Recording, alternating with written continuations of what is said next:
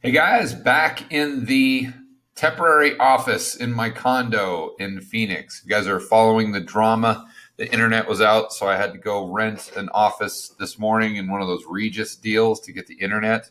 I did a video there, a live stream, and then I actually interviewed Patrick Bet David from Valuetainment. The guy's man, he's on fire. The guy's got a lot of energy. He is definitely a go-getter. I have a ton of respect for that guy.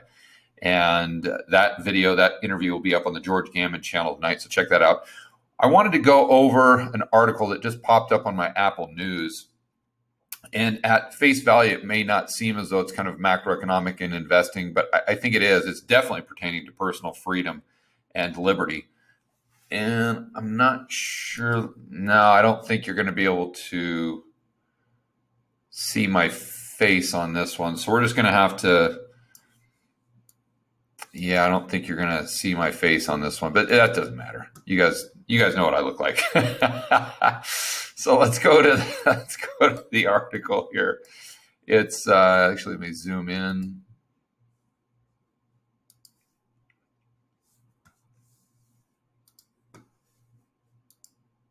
Okay, hopefully that's enough. So Canada declares Proud Boys a terrorist entity, and I'm not here. I have no real opinion on these guys. Don't know much about them. Um, I would just see them as kind of a counter to Antifa, like just they're kind of a mirror image of Antifa, if you will. But and I'm sure a lot of people in the comments are going to tell me that I'm wrong and I'm crazy and I don't know what I'm talking about. That's fine. Let's not get into the particulars here. Let's kind of go over the concept of what I'm referring to, because I think this story, whether you're on the left or right, pertains to you. If you're someone who values freedom and individual liberty. So it just basically talks about how Canada has branded this group as a terrorist entity. They played a pivotal role in the Capitol Hill deal. Trudeau, which I'm no fan of. I don't like any politicians on the right or left, but I especially don't like this guy. I think I find it very interesting, and this is, I think, what should come as kind of an alarm to groups on both sides of the aisle here in the United States, is they're putting these guys or gals in the same category as Al Qaeda, the Taliban. And again, I don't want to get out of my lane here. I don't know these guys that well. But Taliban, Al Qaeda, boy, I don't know. I don't know. And so you go down the list or the article, and so you start to see, okay, well, what prompted them to do it? Because they're saying it's not political, and okay, whatever. But what are they saying? What is their rationale? It says it followed what called a serious and concerning escalation of violent rhetoric.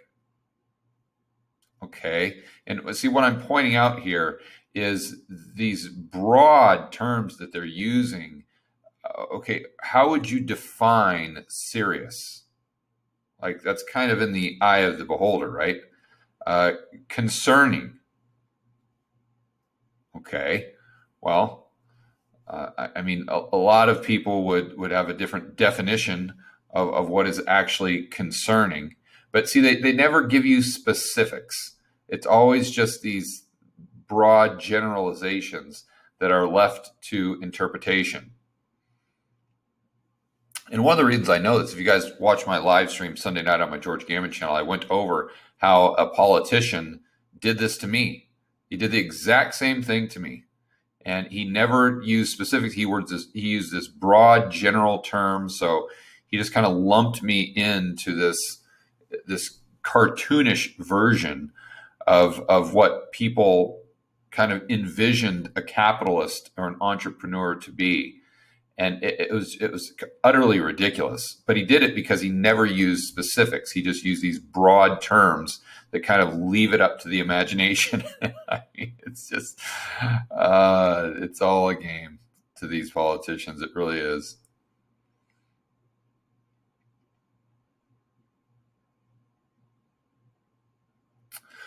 Okay, so they go on now. Here we go. Canada's description of the group, and so why are they saying that they're the same thing as Al Qaeda? Because they're misogynistic. Okay. Again, today these terms just don't have any meaning because they're so broad. I could come out and say that I think the whole narrative that women earn 75 cents on the dollar is bogus. I think if you look at the data, if you compare apples to apples, Thomas Sowell, as an example, has done a ton of research on this. It's just not true. It might be 95, it might be 97, but then when you account for decision making and some other variables, it's pretty much on the money. And then when you look at some industries, women make a lot more. So does that make me a misogynist? In the eyes of a lot of people like Trudeau, the answer would be yes. So I don't really put any weight into these types of terms. Islamophobic. Okay, I mean, I don't know. Again, very broad here. Back when I was growing up, these terms actually meant something. If you said this person is a racist, it meant they were this, this, and this. Nowadays, it's just, oh, I don't know if a $15 minimum wage is a good idea. Oh, you're a racist. Okay. And it's unfortunate because our words now just really don't have any meaning. And it kind of waters down the entire English language, unfortunately. But so, and here's, it goes on to talk about the group and its members have openly encouraged, planned, and conducted violent activities against those they perceive to be opposed to their ideology and political beliefs. Okay. I mean, I don't condone any type of violence or breaking the law, but is this any different than Antifa? Seems to me it's pretty much the same thing. I mean, if I just took this sentence out of the paragraph or out of the story, I mean, we wouldn't know whether they were talking about this group or Antifa or maybe even BLM. You don't really know. So, and again, my point here, I want to be very clear. It's not to stick up for this group. I'm not doing that. I'm not saying I agree with them. I'm not saying I don't agree with them. I'm talking about the concept that we're just lumping all of these groups into specific categories because we're broadening the meaning of specific words. And if you're someone right now that may be against this group, say, well, that's good. I'm glad because they need to be considered a terrorist or whatever. Just be very, very careful what you wish for. That's the point of this video, because I can promise you that sooner or later, if you give the government enough control, they're going to go after the group that you think is right. So if you're someone that says, you know, I'm a firm backer in Antifa, as an example, I guarantee you, if you give the government enough control, once a different guy or gal gets into office and wants to leverage that control, they're going after your group, just like they went after this group. So whether you're on the left or on the right, if you believe in freedom and liberty, the best solution is just simply smaller government. If you just take the power and the control away from the government, then we're not going to have these problems with either groups, either the groups you like or the groups you don't like. And that's the main thing I'm trying to communicate here. And you can see how this is a slippery slope that we do not want to go down. And it sums it up here right in this last, right in this paragraph. members of groups listed as terrorist entities, and remember, it could be the Proud Boys today, it could be Antifa or BLM tomorrow, could have property and assets seized. Financial institutions, such as banks, are also subject to certain reporting requirements regarding property belonging to a listed group. So, and this goes back to the Patriot Act, where anyone that we deem to be a quote unquote domestic terrorist, all of a sudden basically your rights are gone and you're guilty till proven innocent type thing. And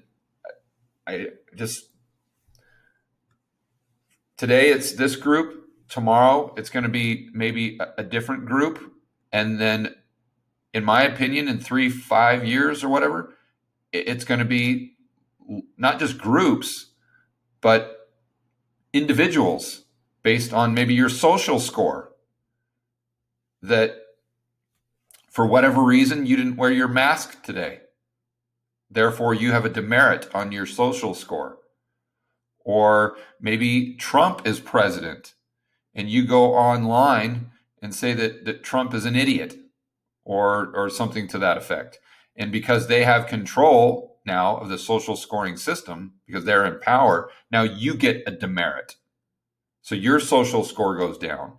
And if your social score gets down to a certain level, well, obviously you're someone who's dangerous to society at large. So we need to, regardless of whether or not you've physically done something wrong or you've broken the law, it's like Minority Report. The probability is high that you're a danger to society. Therefore, we need to go ahead and seize your assets for the greater good, because we know that you fall into a category where it's suspicious, you see. And trust me, the pendulum swings both ways. And this is not a left or right issue. This is something that's an issue of liberty and freedom and rights of the individual, regardless of what their political beliefs are.